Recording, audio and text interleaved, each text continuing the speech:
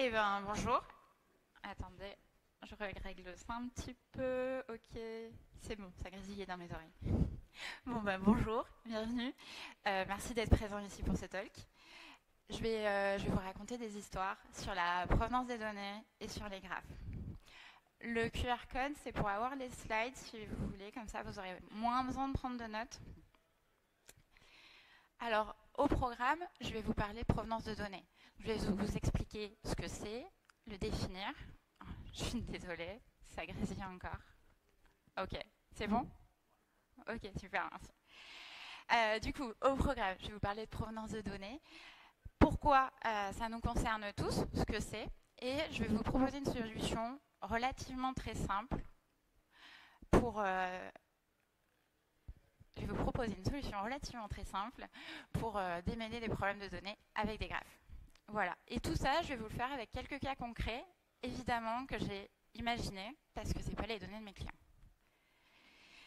Moi, c'est Nastasia. J'ai fait un master de stats et de mathématiques. J'ai été 3 ans ingénieure de recherche dans un CHU. Je suis consultante data depuis 2017. Et aujourd'hui, je suis toujours consultante data et chef de projet, mais à mon compte depuis 1 an. C'est agréable.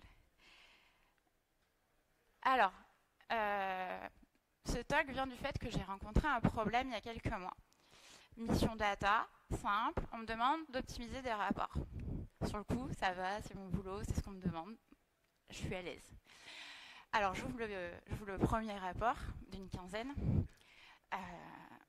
Il y a 10 ans d'historique, 5 ou 6 sources de données, une centaine de variables, aucune documentation, personne qui est vraiment disponible pour m'expliquer comment ça marche. Ok. Bon, c'est mon boulot, mais ça va être long. Ça va être très long. Et il y en a 15. Et du coup, je me suis dit, en fait, ce problème, en tant que statisticienne, data scientist... Quoi? Encore? Ça va mieux, là? Ah, oui, dans mes oreilles aussi. Ok. Et du coup, je me suis dit que ce problème-là de provenance de données, en tant que data scientist, mais même en tant que statisticienne, en tant que chef de projet, je l'ai souvent eu dans ma vie. Donc, sûrement que d'autres personnes l'ont eu. Et en fait, c'est vrai. La provenance de données, ou le data lineage en anglais, vous trouverez plus de documentation sur data lineage, même sur Wikipédia. C'est le parcours des données, du début à la fin. Sur le principe, ça paraît super simple, pas de problème. Pourquoi on ferait des trucs autour de ça? C'est un peu plus compliqué, parce que les données, une fois qu'elles sont créées, elles vont être stockées, elles vont être agrégées, elles vont être mélangées, elles vont être transformées, déplacées. Enfin, ça peut être très compliqué.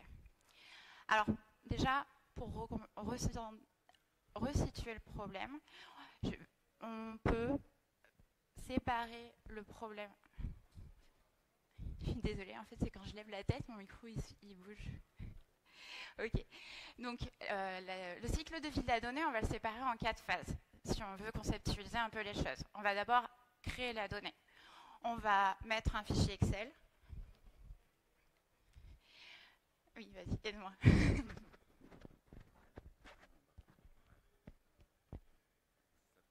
Ok. Alors, là, c'est mieux. Vraiment mieux. Du coup, la création, la capture, ça va être quand on rentre un fichier Excel, quand on saisit des données à la main dans une application, quand il y a une API externe qui vient sur notre fichier, quand il y a un fichier tout simplement sur notre OneDrive. Hein. C'est la donnée qui rentre dans le système. Ok. C'est le point d'entrée. Jusque-là, c'est simple. Après, il y a le processing. Là, ça va être les règles métiers, l'ETL, on va faire des customs, on va agréger, on va rassembler les données entre elles. Là, c'est un peu plus compliqué, ça peut être difficile, fait à plusieurs endroits, et c'est pas forcément toujours très documenté d'expérience. Et ensuite, le stockage. Bon, le stockage, ça paraît simple. Base de données relationnelles, SQL, data warehouse, fichier plat, data lake, ça peut stocker à plein d'endroits. Et souvent, des fois, c'est stocké à des endroits différents. Et finalement, on va avoir l'usage. Donc ça va être ce qu'on va faire de la donnée. Soit des reports, soit des dashboards, soit s'envoyer au client via une API externe, ou simplement on la consomme. Ah, me suis trompée de sens.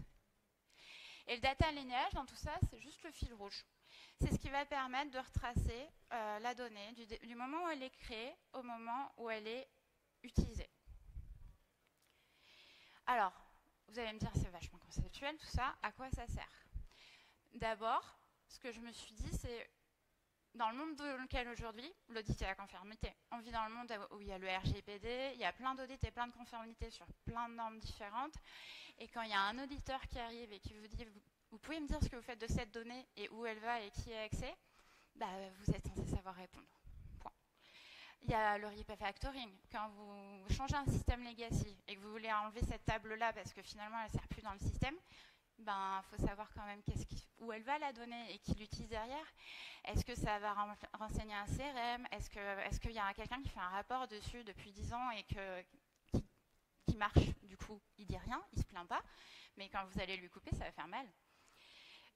Et sinon, il y a la migration.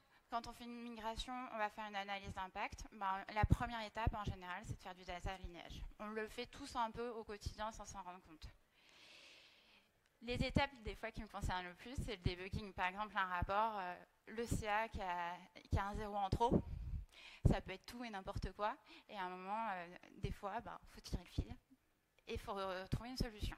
Et finalement, mon dernier problème, c'était mon problème d'optimisation. Le problème que j'avais à l'origine, j'avais des rapports à optimiser, beaucoup trop ronds, et qui mettaient 2 heures à s'exécuter. Donc, comment on fait? On ouvre et puis on tire le fil pour essayer de comprendre comment ça marche, vu que plus personne ne sait vraiment comment ça marche. Et il y a plein d'autres enjeux. Il y a la data quality. Il va y avoir aussi pour l'onboarding des équipes, par exemple. Savoir ce que font les données, c'est comprendre le système au final. Alors du coup, pour un peu déconceptualiser tout ça, je vais vous parler d'une boîte, de la FinTech, 200 personnes, complètement imaginaire. Et 3 personnes. Ils ont 3 histoires, 3 problèmes, et ils sont dans 3 situations différentes. On va avoir Marc. Marc, il est chef de projet. Il est responsable des reporting financiers. C'est un ancien contrôleur de gestion. Ensuite, on va avoir Pauline. Pauline, elle est business analyst. Son travail, c'est de faire le lien entre la tech, entre le besoin et le métier. Elle est ultra compétente, elle connaît vraiment bien les outils. Et puis on a Olivier, il est senior dev. Lui, il est là depuis J1, il connaît l'archi comme ses doigts, c'est lui qui l'a créé, c'est lui qui l'a imaginé. Mais est-ce qu'il la connaît vraiment? On va commencer avec le problème de Marc. Vendredi 14h, regarde son agenda, jusque-là, tout va bien. Lundi matin, copile. Bon, alors c'est le copile trimestriel du board, et du coup, il y a un petit peu d'enjeu. Désolée, j'ai été perturbée. C'est pas grave. Ok, du coup, Marc il doit préparer son board. C'est l'enjeu trimestriel. Il doit préparer son rendez-vous avec le board. C'est l'enjeu trimestriel. Les chiffres doivent être ultra carrés. Le CA, les marges, etc. Ça fait une semaine qu'il a demandé les chiffres à tout le monde. Et dans le doute, il a demandé les chiffres à 3 équipes différentes. Les sales, la compta et l'IT. Histoire de croiser, quoi. On ne sait jamais. Et ben voilà, hein, il a croisé, il a su. Et il y a 3 chiffres différents. Ça a dû parler à quelques personnes dans la salle. Et oui, j'ai pas mis les chiffres parce que c'est imaginaire et quand même. Et du coup, Marc, qu'est-ce qu'il fait? C'est simple. Il ouvre les rapports, il voit où diverge, il trouve la solution, easy peasy, lundi matin, tranquille. Non, Marc, il fait pas ça. Marc, il passe 15 coups de fil, il envoie 15 emails urgents, il appelle le mec des sales pour savoir d'où vient son chiffre. Ah oui, ok, c'est fait par les stagiaires, merci. La compta, non, on va pas les plugger sur l'outil de reporting. Nous, on a notre propre rapport Excel directement sur les données de la compta. Normal, non? Et du coup, il va voir l'IT qui lui fait un export BO avec toutes les données. Il passe tout son week-end à croiser les chiffres dans tous les sens. Heureusement, c'est un ancien expert comptable, donc il sait faire. C'est déjà pas mal. Et on arrive vendredi soir, donc il a un chiffre. Il a croisé les données dans tous les sens, il a trouvé un chiffre, il doit le défendre. Il peut à peu près le défendre. Il ne faut pas que les questions soient trop touchy par contre. C'est pas très agréable, mais ça nous est arrivé à tous. Et maintenant, je vais vous parler de Pauline. Pauline, elle est business analyst. Elle reçoit un mail du légal, nouvelle réglementation européenne. Je vous rappelle qu'on est dans une boîte de fintech. Il faut modifier le calcul du risque. Jusque-là, pas de souci. Pauline, elle ouvre. En fait, pour une fois, l'Europe a bien fait son boulot, c'est super clair. Il y a un critère à changer et 2 poids à diminuer. Pas de problème, le tour est joué. Sauf que du coup, elle ne sait pas comment c'est calculé. Il faut juste qu'elle aille regarder dans l'outil. Juste. En fait, le score, il est 12 rapports différents. Elle ouvre le premier rapport par BI. Là, c'est écrit score client. Ok, c'est bon, je vais tirer par là. Elle ouvre le deuxième rapport. Ah oui, non, mais là, c'est score risque. Est-ce que c'est vraiment les mêmes? Les formules n'ont pas vraiment l'air identiques. Ah bah non, c'est même pas les mêmes sources. Super. Au final, elle continue d'investiguer. Donc, il y a 6 variantes du score différents, 4 sources différentes, un fichier manuel adjustment. Elle a même trouvé un petit bout de Python pour les clients VIP. Elle commence à sentir la pression monter. Ça reste un enjeu. Il faut que dans 2 semaines, le truc soit délivré. Donc, il faut qu'elle dise à ses développeurs quoi faire. Elle passe 2 semaines un peu sous pression, sacrifie quelques week-ends. Bon, mais finalement, elle y arrive quand même parce qu'on est sympa et c'est une histoire, donc il faut que ça se finisse bien. Et du coup, bon, elle retrace les données dans tous les sens, elle fait un fichier Excel, elle revoit ses petits trucs, c'est bon, elle arrive, elle a pu faire sa spec, elle donne les conditions au développeur, à Olivier, et tout est parfait. Et du coup, tant mieux, parce qu'Olivier, il n'avait pas vraiment le temps de s'occuper de débloquer le truc de Pauline, parce qu'Olivier a aussi reçu un mail du légal. L'auditeur GPD, c'est lundi. Vu que tu connais l'appli comme ta poche, tu vas peut-être pouvoir nous aider. Tu sais par où passent les données personnelles? Partout. Du coup, Olivier, il rentre de vacances. J'espère qu'il est bien reposé. Donc, il passe 4 jours à tout cartographier. Donc, il fait un Excel aussi grand que vous pouvez l'imaginer, avec autant de feuilles que vous pouvez l'imaginer, parce qu'il a fait quoi? Il a ouvert les données de prod, on commence par là. Ok, il y a 43 microservices, on les ouvre, on les épluche. Tout ce qui peut ressembler à on laisse de côté tout ce qui ne ressemble pas trop à des données personnelles. On n'est pas parfait quand même, on est qu'humain, on a 4 jours. Mais bon, ça en fait beaucoup. On ouvre les microservices. Ah mince, il y a l'analytics aussi. Ok, on va aller chercher la base de données analytics. Il y a les bases de données. On a la CRM qu'on devait décommissionner il y a 1 an. On ne l'utilise plus, mais bon, il y a toujours les données en fait. Donc, il faut la déclarer. Bon. Décidément, il faut que je m'entraîne avec des vrais micros.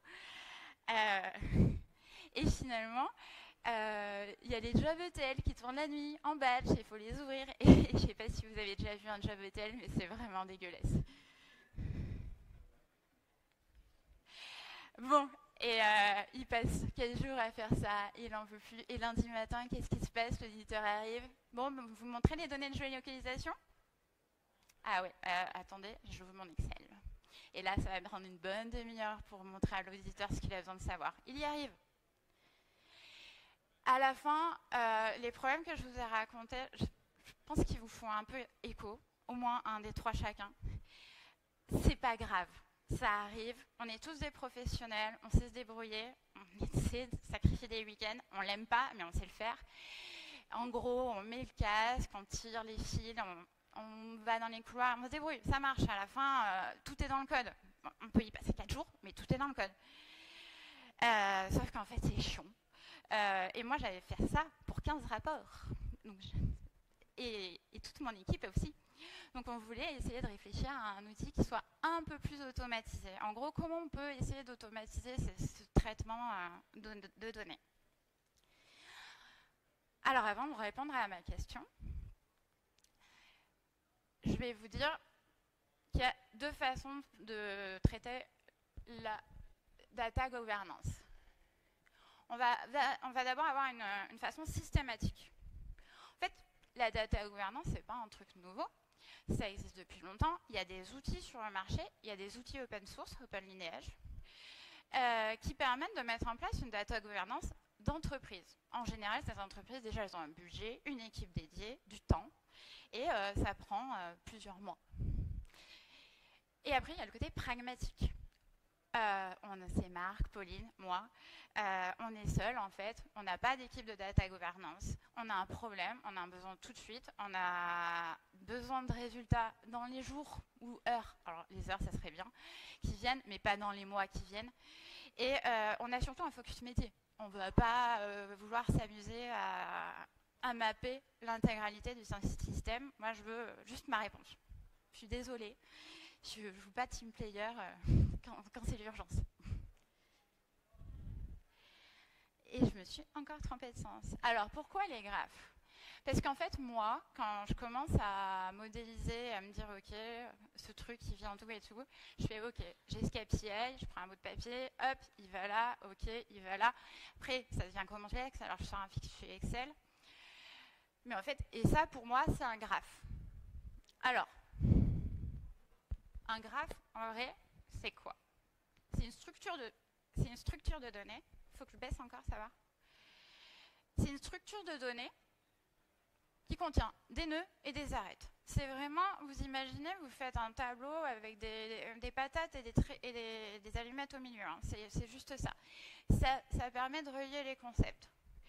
Alors moi, les nœuds, ça représentait tout ce qui représente une donnée, soit une base de données, soit un champ dans une table de données, ça dépend à quel niveau je suis dans mon besoin de modélisation. Et les arêtes, les liens.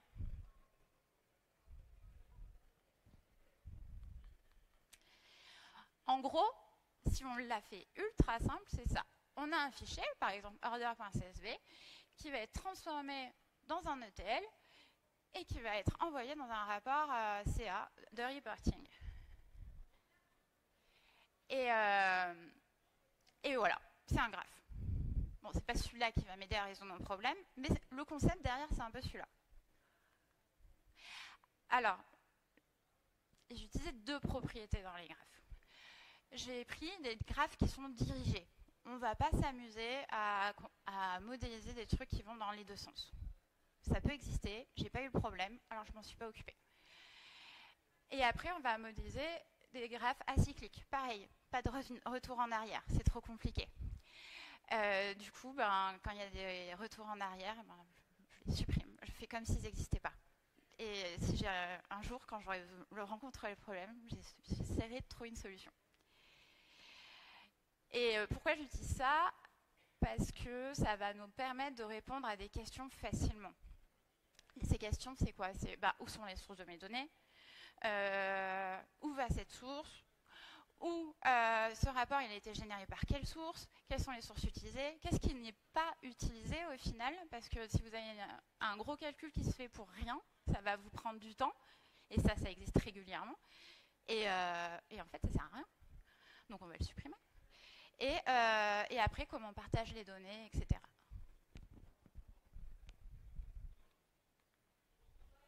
Alors, pourquoi les graphes, c'est une très bonne idée, de mon point de vue? En fait, parce que ça existe. Alors, j'ai eu besoin de rien faire. Ça existe depuis 1735, depuis Euler, avec les ponts, le problème des ponts. C'est robuste, ça fonctionne très bien. Moi, j'ai utilisé la librairie NetworkX, mais en fait, c'est développé dans tous les langages. Les algorithmes de graphes existent dans tous les langages. Vous pouvez en faire sur tous les PC, sur tous les Mac. Vous n'avez pas besoin d'un cluster Spark ou d'un truc en cloud. Vous pouvez le faire sur votre laptop. C'est quand même génial. Et la librairie Python, NetworkX, vous savez faire du Python ou du ChatGPT. Vous savez faire du NetworkX. Et en plus, la représentation visuelle, elle est bien. Et en vrai, c'est pratique, même pour moi, en fait, quand je regarde mes données, je ne vais pas regarder mes bouts de code, en fait, je vais aller faire un graphe sur les trois, pour zoomer les trucs. Ça donne une visuelle et ça permet au cerveau de mieux comprendre les interactions. Et ben voilà, c'est ça. La base de ce que j'ai utilisé pour résoudre mon problème, c'est un digraphe. de NetworkX. Le problème est simple. Là, on a les nœuds. Là-bas, on va avoir les sources. Et au milieu, on va avoir tout ce qu'on veut chercher. Les flèches, elles vont bien que dans un sens, parce que c'est comme ça que j'ai décidé de modéliser mon problème. Alors, comme j'ai un petit coup de fainéantise et des collègues aussi, je n'avais pas envie de leur envoyer des bouts de code Python à exécuter, j'ai fait un petit package dessus. Je me suis acheté un parseur qui correspondait au format spécifique que je voulais utiliser. Parce qu'au lieu d'écrire les trucs à la main, j'ai un peu siphonné les métadatas qui m'intéressaient avec mes outils. Après, ça m'a permis de modéliser mon problème de façon simple et carrée, systématiquement. Et du coup, j'ai pu le partager à mes collègues pour qu'ils l'utilisent de la même façon, sans avoir à tout recoder ou exécuter un bout de code en Python, ce qui n'est pas agréable. Donc, ma modélisation, elle est ultra simple. Ce que je dis, c'est que les nœuds, ils ont aussi des types. Ça va être soit des sources, soit des cibles, soit des variables intermédiaires. Et le but du jeu, c'est de démêler le paquet en haut et de virer le plus de trucs possible quand on optimise, qui ne sert à rien. Et voilà, c'est tout. Donc, comment on fait? D'abord, on retranscrit le graphe. Et ensuite, on résout le problème. L'intérêt de faire ça, c'est que ça va différencier deux tâches en tant qu'être humain. La tâche relativement très difficile, chiante à faire, j'ai pas trouvé d'autres mots, je suis désolée. un peu dur en termes de temps, mais pas dur en termes d'énergie et de complexité mentale. Ça va être de retranscrire en fait les informations. Et ça, on peut le faire ou le faire par un stagiaire. Et c'est simple, il suffit de lire. Après, on va avoir le problème un peu complexe. On va devoir résoudre notre problème, soit de l'optimisation, soit de dire ok, je veux avoir telle dépendance, etc. Je veux vérifier que mes données personnelles, elles vont pas n'importe où avant l'auditeur, etc. Et ça, ça va demander plus de réflexion, on va demander de l'analyse, donc on va pouvoir séparer les deux problèmes et les faire plus correctement, et avec moins de stress. Et si on revenait à nos petits copains de la start-up de FinTech, Marc, Pauline et Olivier. Donc je vous rappelle, Marc, lui, il a besoin, il cherche le bon CA. Il a son copil lundi matin, et il a 3 CA différents de trois entités différentes. Pauline, elle cherche à modifier son calcul de risque. Donc, ce qu'elle veut, c'est avoir la liste des champs et des trucs à modifier pour l'envoyer à Olivier. Et Olivier, lui, il doit faire la cartographie de toutes les données personnelles de la boîte et pouvoir facilement le montrer à l'auditeur. Alors, qu'est-ce qu'on fait? On va essayer de récupérer le Power BI Custom des sales, l'Excel de la compta, et l'IT qui a fait un BO. Et on exporte les données. Alors, comment on exporte les données? Là, j'ai simulé. Du coup, je l'ai fait vraiment en mode à la main. Mais en vrai, ce que j'ai fait pour mon client, c'est qu'on a fait un parseur et on lit un fichier, ça nous génère les données comme elles vont bien. Là, je l'ai fait à la main parce que je ne voulais pas vous donner les données de mon client quand même. Ok, donc on transforme les données en graphes. Donc je ne sais pas si vous voyez. En fait, tout en haut, on fait un linéage graphe. C'est juste une structure au-dessus de NetworkX. C'est que du NetworkX derrière que j'utilise. J'ai vraiment pas fait d'ingénierie de graphe. J'ai juste repris ce qu'ils ont fait. Après, je dis ok, je vais rentrer la table order field. Alors, comme je suis un peu au courant de ce que je veux faire, je me suis rajouté des tags, des attributs par défaut sur mes nœuds sources. Par exemple, déjà, tous les nœuds, ils auront un ID. Comme ça, je vais pouvoir retrouver des nœuds partout, mais avoir un ID unique. C'est mon côté data. Après, je vais mettre une info de connexion. Tous mes nœuds ont une business importance. Pourquoi? Parce que si tout est utile, je vais chuter ce qui n'est pas important. Et c'est important d'avoir cette vision quand on veut optimiser. On travaille souvent pour le business, donc je l'ai toujours en vision. Après, je mets des tags. Ça va être pour pouvoir requêter mes données. Par exemple, Olivier, il va pouvoir taguer données personnelles ou RAS. Et après, chaque source va avoir un groupe, chaque nœud va avoir un groupe carrément. Pour les sources en général, je mets nom des tables, comme ça me permet d'aller chercher simplement. C'est que moi j'aime bien mettre les trucs dans les cases, alors par défaut il y avait un groupe. Et je vais y trouver un usage. Après, on fait les nœuds intermédiaires. Donc c'est quasiment le même principe, sauf que le nœud intermédiaire, je peux lui mettre une formule. Parce que j'ai besoin d'avoir la formule, j'ai pas envie d'aller rouvrir mon truc après pour voir la formule qui est écrite dedans. Donc je la mets direct. Et là, on a ajouté le nœud factory et on rajoute le nœud. OK. Et on fait la même chose encore pour... ah bah non, je suis allée dans le mauvais sens. On ajoute les edges. Donc les edges, c'est les ponts. Bien sûr, c'est un exemple. J'en ai rajouté plus. Dans la vraie vie, il y a beaucoup plus de lignes. Et c'est pour ça que je vous ai dit que moi, je me suis amusée à faire un parseur. Et finalement, on rajoute les nœuds cibles que j'ai appelés target en anglais. C'est pareil, je mets quelques informations, un groupe, un tag, un machin. Ça va me permettre de requêter en fait. Parce que du coup, pour ma phase d'analyse, je vais bien devoir requêter mes données. Et voilà, on fait le graphe. Donc en vert, vous avez les sources. En orange, jaune, vous avez les variables intermédiaires et vous avez les targets en rouge. Alors du coup, il y a un peu plus de targets parce qu'il y a un peu plus de données dans le Power BI.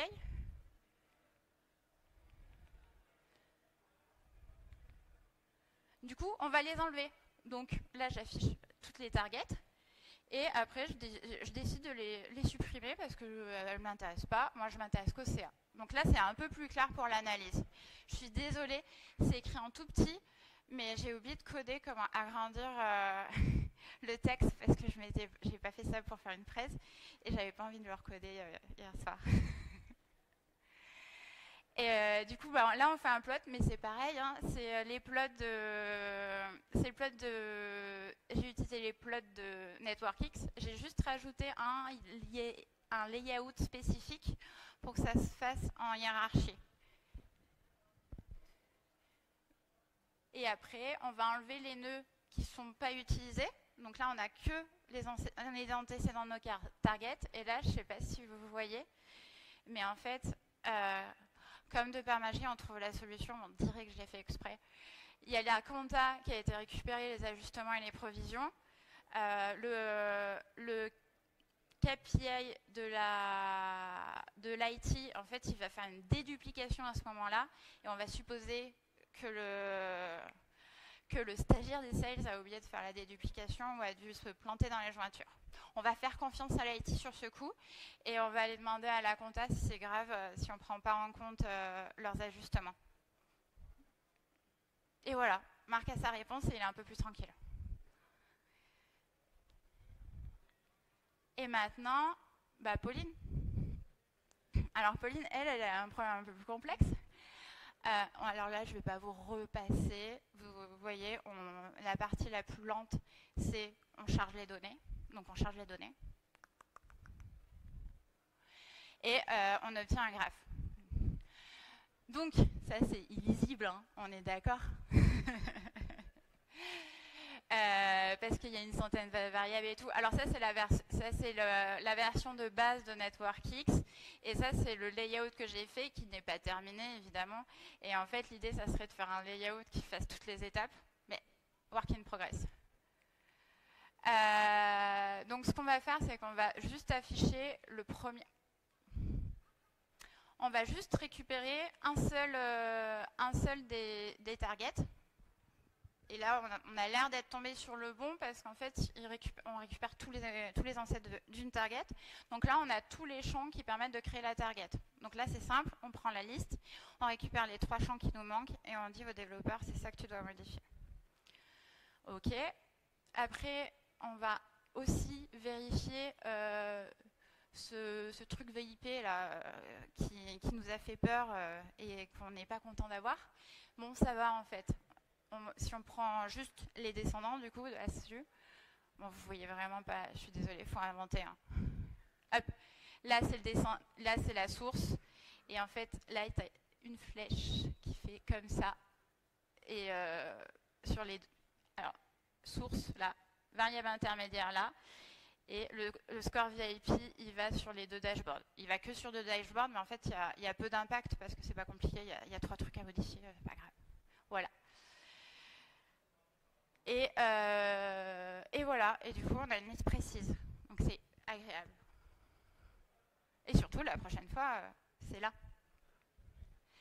Et bah, du coup, Olivier, lui, il n'a pas de chance parce qu'il passe quand même 4 jours à cartographier tout son processus. Hein, ça se fait pas tout seul. Je ne vais pas trouver de solution là-dessus. Par contre, il a un graphe et quand l'auditeur va aller lui demander du coup, par où elles passent vos données de géolocalisation, il va pouvoir lui lister toutes les données de géolocalisation d'un coup. Et on sait qu'on aime bien que les auditeurs ils soient contents et qu'ils n'aient pas l'impression de perdre leur temps. Donc ça, c'est plutôt agréable. Et c'est un gain de temps pour Olivier quand même. Voilà. Du coup, je ne veux pas utiliser beaucoup de propriétés des graphes. J'ai juste utilisé le fait qu'on puisse facilement les créer, que tout existe déjà. J'ai juste embarqué. J'ai fait ça parce qu'en fait, j'avais pas de truc de bibliothèque de graphes qui existait chez mon client. J'avais qu'accès à Python, donc je me suis débrouillée. Et finalement, nous, en retour d'utilisation, on l'a utilisé pour optimiser des rapports qui étaient vraiment tous lents et tous longs, et tous énormes. Et en fait, c'est pratique parce que du coup, tu montes 2-3 trucs à tes collègues et on arrive à se partager plus facilement le travail. Donc ça, c'est cool. Et voilà. Donc l'idée, c'est vraiment, on travaille tous dans des univers qui sont ultra complexes. Déjà, les systèmes SI existent depuis longtemps. Ils sont modifiés par beaucoup de personnes, ils sont utilisés par beaucoup de personnes. Et des fois, on doit maintenir une brique, mais elle est connectée d'un côté, d'un autre et d'un machin. Et c'est un peu complexe. Et ma proposition... Et faire ce travail de graphe, ça te permet de prendre de la hauteur en fait sur la tâche. Voilà. Du coup, pour moi, le data lineage, c'est pas forcément réservé aux grosses entreprises. On peut tous le faire pour l'utiliser. Dans le cas pragmatique, on peut tout simplement faire comme moi, un package en Python, ça prend pas si longtemps. Le mien, je vais le mettre dispo, c'est juste qu'il n'est pas tout à fait prêt encore. Et sinon, il y a des trucs open source. Il y a OpenLineage qui existe pour faire un truc systématique dans les entreprises, etc. Mais ça demande du temps, par contre. Voilà, je vous remercie pour votre attention. Est-ce que vous avez des questions ?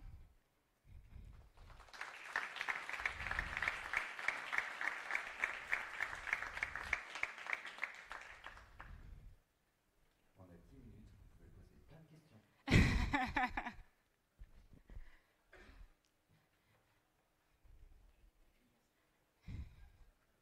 Oui.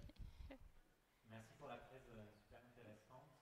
Tu le montres dans un cas où tu fais de la transformation et du stockage après. Ouais. Est-ce que tu le recommanderais dans un cas où tu as un data lake, tu as un client qui te dit je veux le linéage entier de mon data lake en graphe, ou dans ce cas-là tu dirais plutôt aller vers un data catalogue pour data lineage. Ouais, le deuxième. Non, moi... Attends. Du coup, il faut que je répète la question. Du coup, ce que tu dis... Non, même pas. Ah, c'est parfait. Du coup, moi, ma proposition, c'est vraiment... en gros, on travaille, on se débrouille, et puis ça, c'est pour pas le faire à la main ou sur un Excel. Après, il y a vraiment des solutions robustes, open source et payantes, des data catalogues, etc., qui vont permettre de faire ça. J'ai regardé du coup par curiosité, parce que c'était pas vraiment mon sujet, mais OpenLineage, ils ont carrément des trucs qui se pluguent sur vos trucs, ça se maintient en même temps que vous développez votre produit. Donc faut aller voir ce genre de solution. Parce que eux, ils vont vous avoir des parseurs, des trucs comme ça, ça va être sur les metadata. Voilà.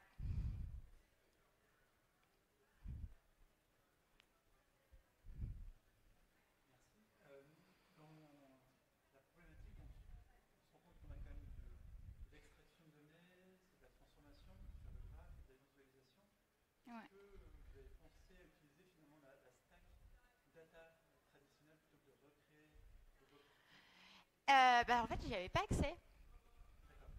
Voilà. J'étais chez mon client et j'avais Python.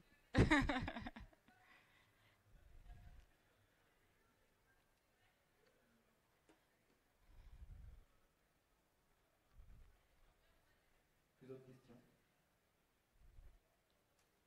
Bah, merci. Merci à vous. Au revoir.